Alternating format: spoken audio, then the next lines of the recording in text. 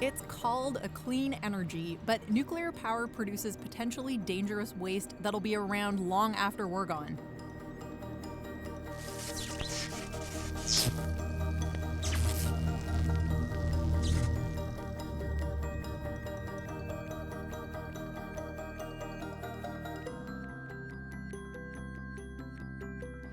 Welcome to the municipality of Kincardine, Ontario, your typical small town. The majority of the town works in the nuclear industry, so much so this place has been called a nuclear oasis. Just outside of town sits the Western Waste Management Facility. There's enough nuclear waste stored here to fill about 40 Olympic swimming pools. And nuclear leftovers are not your typical industrial waste. The radioactive decay has to occur over hundreds of thousands of years in order to make that material safe, if you will, to handle under normal practices. So the lifespan of the waste is very long. It looks a lot like a morgue. Those silver caps are the tops of steel pipes encased in concrete storing intermediate-level nuclear waste. These smaller caps, those are called in-ground containers or tile holes, and we have quite a few of them on the site.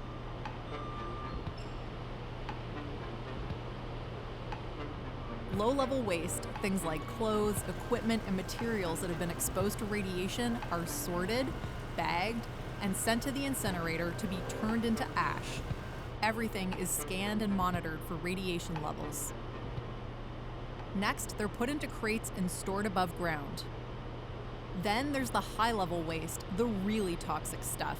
Each one of those white containers weighs 70 tons.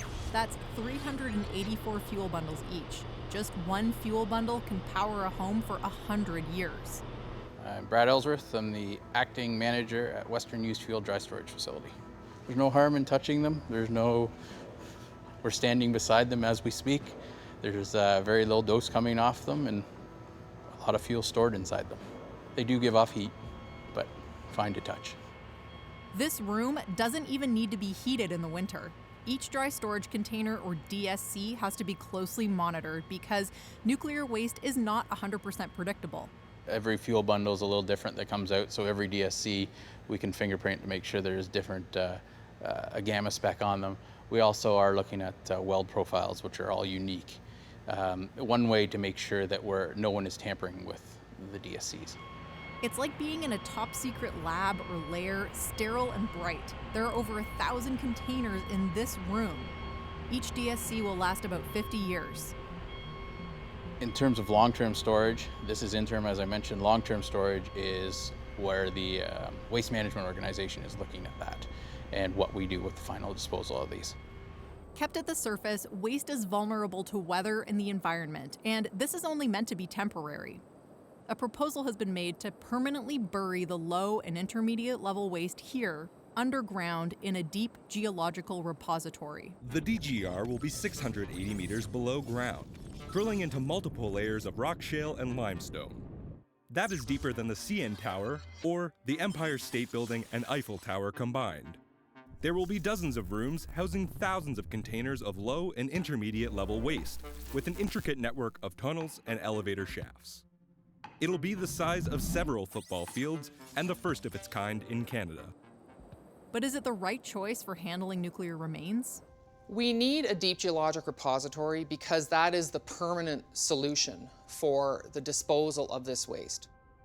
This room is full of rocks from that site that have been dug up, studied, and tested to see if the geology could withstand the radioactive materials. This is a sample of the rock, again, from the 680-meter depth underneath the site. It is extremely well suited for containing radionuclides. It has very low permeability. Water can't come in and water can't go out very easily, if you will. So again, it contains the radionuclides within the rock. The DGR will be 1 kilometer from Lake Huron, a vital source of fresh water for millions of people. An accident or contamination could be catastrophic. From a geological perspective, the repository is separated by the lake by 450 million years. A molecule of water at the repository level would take hundreds of thousands to millions of years to make it to the surface. The industry says this is the best option, the only option, but the project has not yet been approved. Still, it's caused a lot of talk around town. There are a lot of questions around nuclear waste because when compared to other forms of power, nuclear energy hasn't been around that long. What to do with the waste is a work in progress. Marianne Eady says the environment was her first concern. I wanted to know all about the DGR, its proximity to Lake Huron. Was that a factor? Is it safer above the ground where it is and has been for decades?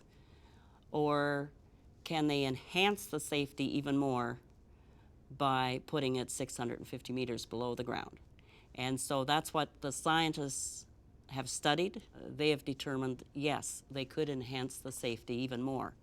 It promises to isolate and contain waste securely for generations to come.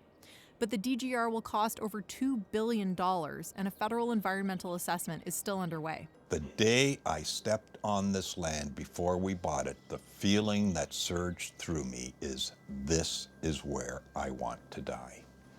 This land completes me. Oh, I was a supporter of nuclear power.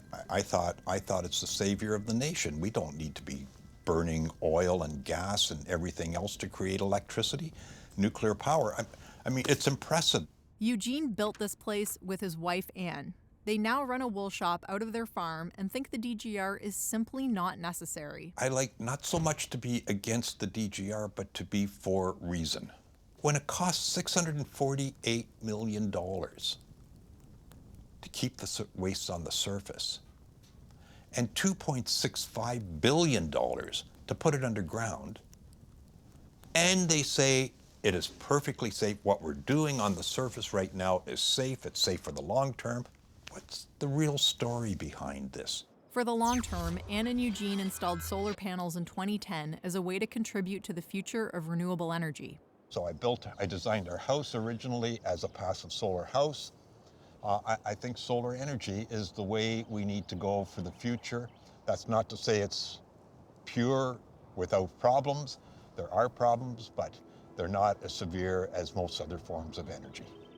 To Eugene, burying this kind of waste is not the way to go. He feels like putting it underground is a bigger risk to the lake and to future generations than keeping it where it is.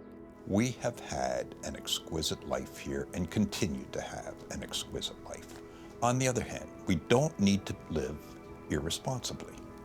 And I fear that the industry is just too casual about the impacts of ionizing radiation on public health.